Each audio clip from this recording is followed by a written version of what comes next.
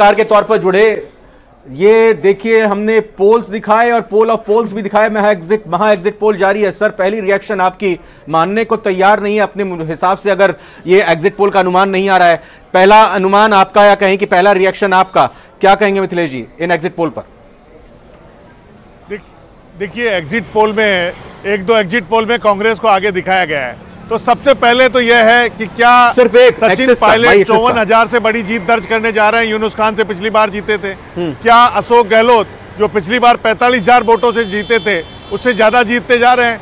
तब तो वो एग्जिट पोल ठहरते हैं। अगर दोनों के जीत का अंतर घटता है तो फिर भाजपा को एज मिलता नजर आता है। सबसे महत्वपूर्ण बात यह है कि जो चुनाव में मुद्दे रहे वो आखिरी में जात पात और धर्म में कन्वर्ट हो गए और यहां तक गोत्रों तक में कन्वर्ट हो गए।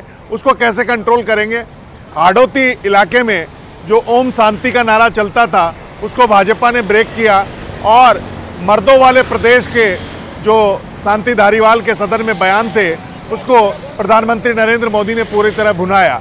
तो उसके जवाब में एकता धारीवाल का वो बयान कि टाइगर अभी जिंदा है, कितना कारगर होता है। हाड़ौती मारवाड़ में जरूर भाजपा को एज मिलता नजर आ रहा है। अगर मारवाड़ में, मेवाड़ में, ढूंढाड़ में, शेखावाटी में और पर्टिकुलर हाड़ौती में जो अगर भाजपा माइलेज लेती जा रही है, और पूर्वी राजस्थान जो पिछली बार हाड़ौती में पूर्वी राजस्थान जो पिछली बार कांग्रेस के साथ, एक बार बोलने दीजिए पहले जी, कांग्रेस के साथ था, वो कितना ठहरता है वो महत्वपूर्ण होगा।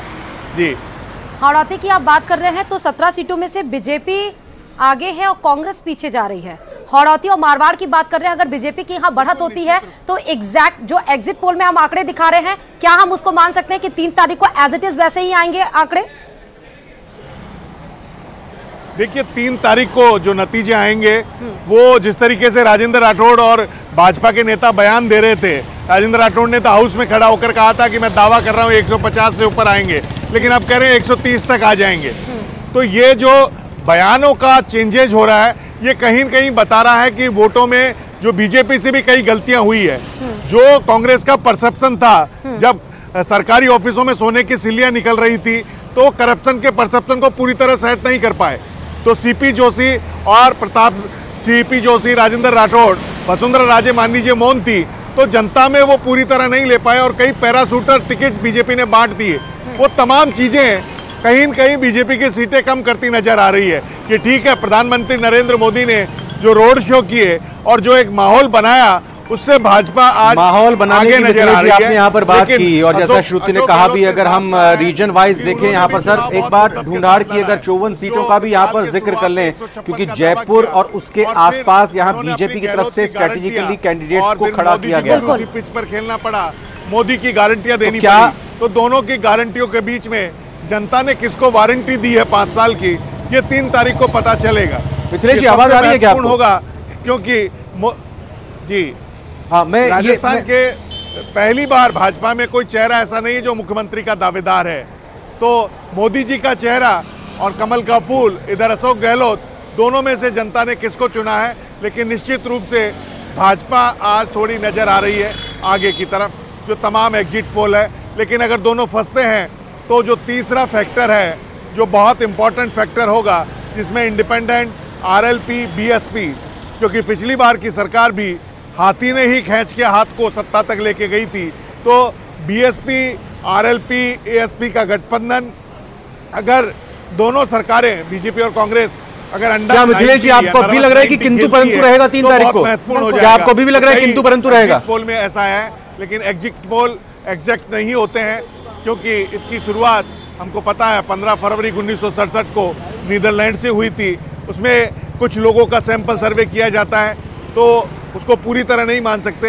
लेकिन जो राजस्थान की जातिगत फिजा है, उसको अगर हम स्टडी कर लें, तो पिछले बार 2018 के चुनाव में एक पर्टिकुलर राजपूत कौम और गुजर कम्युनिटी, दोनों में राजपूत कौम में 5% का ब्रेक आया था और गुजर कम्युनिटी ने सचिन पायलट के चक्कर में 1 साइडेड वोटिंग की थी, जो पूर्वी राजस्थान में साफ हुई थी, जिनमें दौसा, सवाई माधोपुर, करौली, भरतपुर ऐसे जिले थे जिनमें एक भी सीट नहीं जीत पाई थी कांग्रेस। वहां बीजेपी नहीं जीत पाई थी। अब कांग्रेस वहां पर कितना कुछ अच्छा कर पाती है, क्योंकि कई सारे मंत्री हैं, विश्वेंद्र सिंह है, भजनलाल जाटव है, सुभाष गर्ग है, अगर आ जाए ममता भूपेश है, मुरारी लाल मीणा है, प्रसादी लाल मीणा है, रामकेश मीणा सलाहकार हैं और रमेश मीणा मिनिस्टर है। तो पूर्वी राजस्थान में इतने मंत्री होते हुए अगर पूरी जीत पिछली जो सचिन पायलट का जलवा था उसको कायम नहीं रख पाते हैं तो निश्चित रूप से लगता है कि जो कमल का फूल है उसको एज मिलता नजर आ रहा है। आरसी चौधरी जी, इस पर एक रिएक्शन दीजिएगा। मिथिलेश जी ने मंत्रियों के लेकर सवाल किया। देखिए, मैं कहना चाहूंगा कि मिथिलेश जी हैं वो लगातार राजस्थान की राजनीति से जुड़े रहे हैं और छात्र जीवन से ही वो राजनीति में हैं। एक जिम्मेदार पत्रकार भी हैं, उनका अपना एक एनालिसिस है और हर व्यक्ति को अपना एक एनालिसिस करने का अधिकार है। लेकिन हमें पूर्ण भरोसा है जिन तमाम जो मंत्रियों का उन्होंने जिक्र किया और जिस ईस्टर्न राजस्थान की जो बात कर रहे हैं वो एक चीज को थोड़ा सा मिस कर गए कि भारतीय जनता पार्टी और देश के प्रधानमंत्री नरेंद्र मोदी जी ने 7 जुलाई 2018 को अमरूदों के बाग जयपुर में और 6 अक्टूबर 2018 को अजमेर के अंदर इस राजस्थान के 13 जिलों का जिक्र करते हुए ईआरसीपी का वादा किया था, जो जेमिनी जी जिक्र कर रहे हैं। वो राजस्थान की जो जनता है उस वादे को भूली नहीं, क्योंकि राजस्थान का एक बेटा केंद्रीय जल संसाधन मंत्री था लेकिन राजस्थान को वो सौगात नहीं दिला पाए और उसी दरा के अंदर सवाईमाधोपुर में उन्होंने कहा था कि राजेंद्र सिंह जी का राज बना दो, हम आपको ईआरसीपी दे देंगे। तो राजस्थान की जनता के शौर्य और स्वाभिमान को कोई खरीद नहीं सकता। ये राजस्थान के हर व्यक्ति से कण कण के अंदर उसका शौर्य और स्वाभिमान बसा हुआ है, इसलिए वो अपना एक एनालिसिस करने का नजरिया रखते होंगे, लेकिन उन्हें कुछ और चीजें आगे जोड़ने की जरूरत थी। इसलिए मैं कहना चाह रहा हूं कि ना वो सिर्फ जीतेंगे, उस इतिहास को पुनः दोहराएंगे, वहां पे पुनः दोहराएंगे। सबको याद है विधानसभा में अट्ठास करते हुए कि यह मर्दों का प्रदेश है इसलिए यहां बलात्कार ज्यादा होते हैं। ऐसी स्थिति के बाद भी आपको लगता है कि आप सरकार बना लेंगे? आप उस राजस्थान की मरुभूमि की बात कर रहे हैं जहां पर क्षत्राणियों ने अपना जौहर कर दिया ताकि उनकी देह को कोई परपुरुष हाथ ना लगा सके, और वहां खड़े होकर आपके मंत्री विधानसभा में कहते हैं कि ये तो मर्दों का प्रदेश है, होते रहते हैं बलात्कार।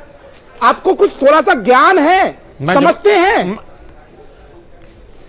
मैं जवाब दे दूं, मुझे अगर इजाजत दें तो मैं रविंद्र जी चाहूंगा कि मैं आप जवाब दे दूं। बोलिए सर, सुन रहा हूं मैं आपको। आरसी जी बोलिए, बोलिए, रिएक्शन दीजिए। रविंद्र जी मैं कहना चाहूंगा कि रविंद्र जी मैं कहना चाहूंगा कि सूर्य मैथिली जी जैसे अगर राजनीतिक विशेषज्ञ बना दें तो ये देश के अंदर बिना चुनाव के भारतीय जनता पार्टी की सरकार बना सकते हैं। इसलिए इन जैसे लोगों की बातों का जवाब देना करेंगे इस बयान की यहाँ बैठकर कि आपके मंत्री ने इस प्रकार का बयान दिया था, उसको फिर आपने चुनाव लड़वा दिया। बोलने का राजस्थान की उन योजनाओं का जिक्र नहीं, आप राजस्थान की मां बहनों की अस्मिता के ऊपर जो कुठारा घाट हुआ था उस पर कोई उत्तर देंगे? आप यहाँ अपने मंत्री के बयान के ऊपर शर्म महसूस करेंगे, माफी मांगेंगे आप? नहीं, आप सुनने का साहस रखिए चौधरी साहब। मैं आपका बहुत सम्मान करता हूं। राजस्थान की जनता ने 25 तारीख को अपना जनादेश दे दिया है, मतपत्र वहां बंद है, 3 तारीख को उत्तर मिलेगा। लेकिन मैं तो आपसे पूछ रहा हूं, जिस प्रकार से अपमान किया गया राजस्थान की बहन बेटियों का, बलात्कार होते रहते हैं वाला शब्द कहकर, गलत को गलत कहने का साहस तो रखना चाहिए। कोई एहसास है आपको? कुछ एहसास है आपको कि क्या उन्होंने बताया था और फिर भी आपकी पार्टी ने उनको चुनाव लड़वा दिया? इस प्रकार की चीजें कहने वालों का तो क्या बताना चाहते हैं आप राजस्थान के बलात्कारियों को कि आपको फ्री हैंड है, आप जो मर्जी कीजिए? बताइए। मैं कहना चाहूंगा जेमिनी जी, ये भारतीय जनता पार्टी जो दलितों पे हत्या की हम लोग की बात कर रही थी, यही भारतीय जनता पार्टी ने, इसी भारतीय जनता पार्टी ने उस दलित के पांव तोड़ने वाले व्यक्ति को और उन्होंने टिकट दी। ये बात आप भूल जाते हैं। यही भारतीय जनता पार्टी और 2014 की सरकार के अंदर आधी रात को पीड़िताओं को मरा दिया जाता है। हाथरस की घटना, उन्नाव की घटना भूल जाते हैं। आपने क्या किया दलितों के लिए? 370 तो हटा ही नहीं जो जम्मू कश्मीर के अंदर दलित भाइयों को 7 साल तक उनका अधिकार मिलेगा। यहाँ बैठकर ज्ञान दे रहे हैं। भाषण करवाने के लिए बुलाया क्या आपने हमको यहाँ पे? आरसी जी ठीक है आरसी जी, मैं आपके पास लौटूंगी आरसी जी। लेकिन निरंजन जी, अभी मिथिलेश जैमिनी जी एक बड़ी बात कही कि अगर कांग्रेस को बढ़त दिखाई पड़ रही है तो इसमें ये देखना पड़ेगा कि क्या अशोक गहलोत और सचिन पायलट जिस जगह से लड़ रहे हैं, क्या उस जगह पे वो ज्यादा जो सामने है कांग्रेस के कैंडिडेट्स, क्या उनसे ज्यादा सीटें पाती हुई दिखाई पड़ रहे हैं? ये एक बड़ी बात है। प्रियंका जी, आप लोगों ने हमको क्या भाषण सुनने को बुलाया कांग्रेस पार्टी का? देखिए श्रुति जी, ऐसा है कि जिस तरीके से पिछले चुनाव के अंदर निश्चित रूप से 5 मिनट बच्चे चले, मैंने आपको पहले कहा, मतलब कोई डिबेट, मतलब कोई पंडित जी और गुजर बेल्ट ने उनको तमाम वोटों से नवाजा। आप ये मान के चलिए 88% से ऊपर सक्सेस रेट था उन जिलों के अंदर जहां गुजर बहुल क्षेत्र हैं।